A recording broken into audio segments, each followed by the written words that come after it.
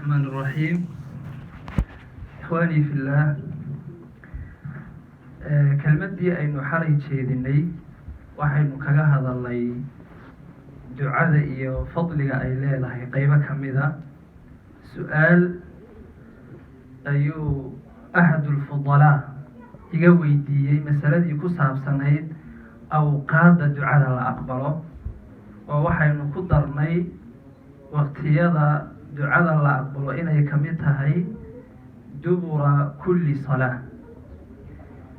ruuxuma marka uu atixiyaadka dhammeeyo ayuu ducaysanayaa qabla tasliim, mise ducadu waxaa weeyaan bacda tasliim, markii aada salaamo naqsatid kadib ayaa ducaysanaysaa. a'immadu marka ay masaladaa ka hadlayaan waxay soo arooriyaan xadiidu mucaad ibnu jabal radia allahu canh, inuu nebigu sala allahu calayhi wasalam maalin maalmaha kamida ku yidhi, yaa mucaad, wallaahi inii la uxibuk, oo weliba 3 jeer uu ku celiyey. mucaadow, wallaahi baan ku dhaartee waan ku jecelahay, wallaahi baan ku dhaartee waan ku jecelahay. 3 jeer buu nebigu sala allahu calayhi wasalam uu u dhaartay. waxaynuna ka qaadanaynaa nebigu calayhi salaatu wasalaam qaabka uu saxaabadiisa wax u beri jiray, isla markaaba mas'alada ama waxa weeyaan qadaayaadka sharciga uma sheegi jirin, muqadimuu ka hormarin jiray. isla mucaad radia allahu canhu wuxuu leeyahay, kuntu ridfa nabiyi sala allahu calayhi wasalam, maalin kalaa waxaan la saarnaa nebiga calayhi salaatu wasalaam daabadiisa xagga dambe. markaasaa wuxuu igu yidhi, yaa mucaad, atadrii maa xaqu llahi cala alcibaad? mucaadow, ma taqaanaa xaqa uu rabbi ku leeyahay addoomihiisa? markaasaan ihi allahu warasuuluhu aclam. markaasuu haddana mar kale ku celiyey. markii dambea wuxuu yihi, xaqu llahi cala alcibaad an yacbuduuhu walaa yushrikuu bihi shay-a, ilaa aakhiri alxadiid. shaahidku waxaa weeye, nebiga calayhi salaatu wasalaam min hadyihi waxaa ka mid ahaa inuu soo jeediyo ruuxa uu wax u sheegayo maskaxdiisa, oo uu su-aal marka hore wax u weydiiyo, ama uu yidhaahdo wallaahi inii la uxibuk, ama ma garanaysaaye uu yidhaahdo markuu saxaabada la hadlayo oo kale, atadruun, waxaa ma garanaysaa? idan xadiidkan waxaa ku sugan inuu nebigu sala allahu calayhi wasalam ku yidhi, mucaad, wallaahi inii la uxibuk. bacda dalika baa wuxuu ku yidhi, falaa tadacanna dubura kulli salaatin an taquula allaahumma acinnii calaa dikrika wa shukrika wa xusni cibaadatik. laa tadacanna, markay culimmadu ka hadlayaan jumladan oo kale waxay yidhaahdaan waa nebigu sala allahu calayhi wasalam jumlo uu adkeeyey binuuni tawkiid, oo luqa alcarabiya ikhwaani fillaah waa luqa cajiib ah.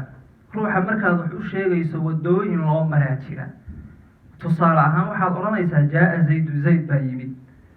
haddii uu xogaa aad aragto maskaxdiisa inayna aada u gelin, waxaad odhan inna zaydan qaadimun, ninka zayd la yidhahdaa waa qaadim. haddii uu si fiican maskaxdiisa u geli weydo, inna zaydan la qaadimun, laan baad ugu dari. haddaad aragto weligiisoo indhaha taagaya, ha baad ugu dari, inna zaydan lahuwa qaadimun.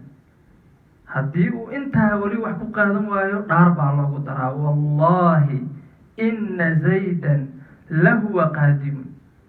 haltaa hadduu wax ku qaadan waayo, ninkaa dagaal baa idinka dhexeeya yidhahdaan buloodadu markay ka sheekaynayaan.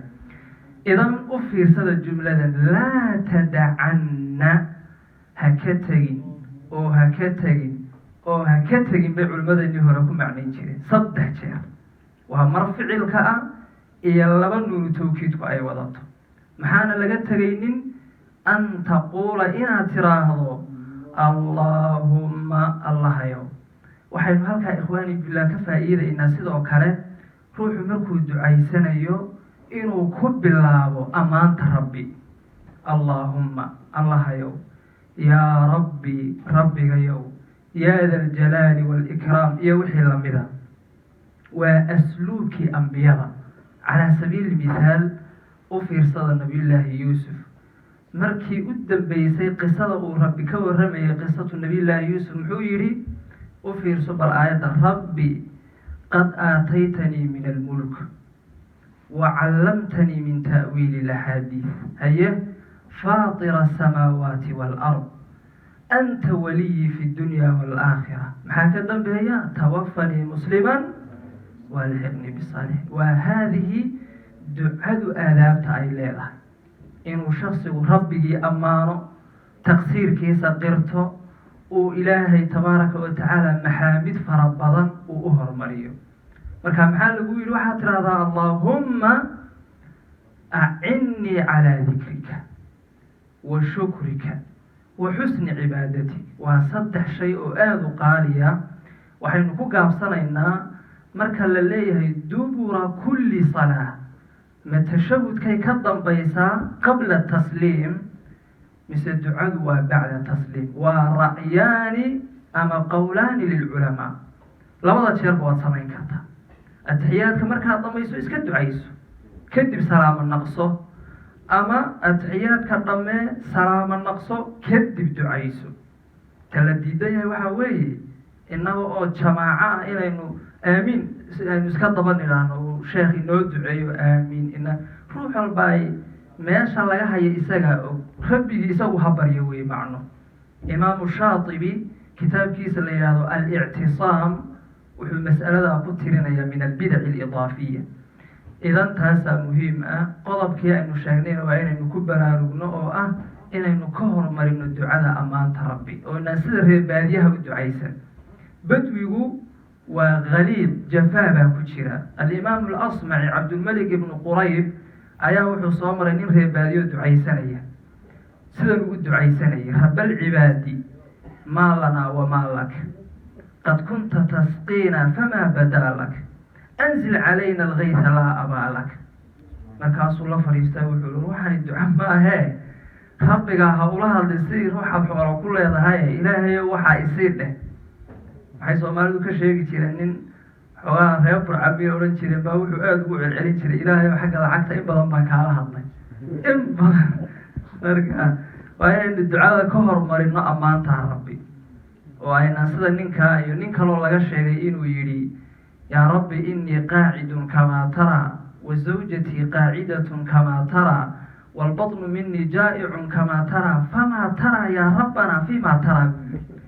rabbigayo arrintanaan ku jiro seed u aragtaa buu leeyahay sax ma aha waxaa sax ah inaynu hormarino ammaanta rabbi sidaa awgeed baa nebigu xadiidkii fi saxiixayn wuxuu yidhi aliquu biyaada aljalaali waalikraam kelmadda aada ugu celceliyay yaada aljalaali waalikraam inaad ku celcelisaan baaraka allahu fiikum asalaamu calaykum waraxmatullah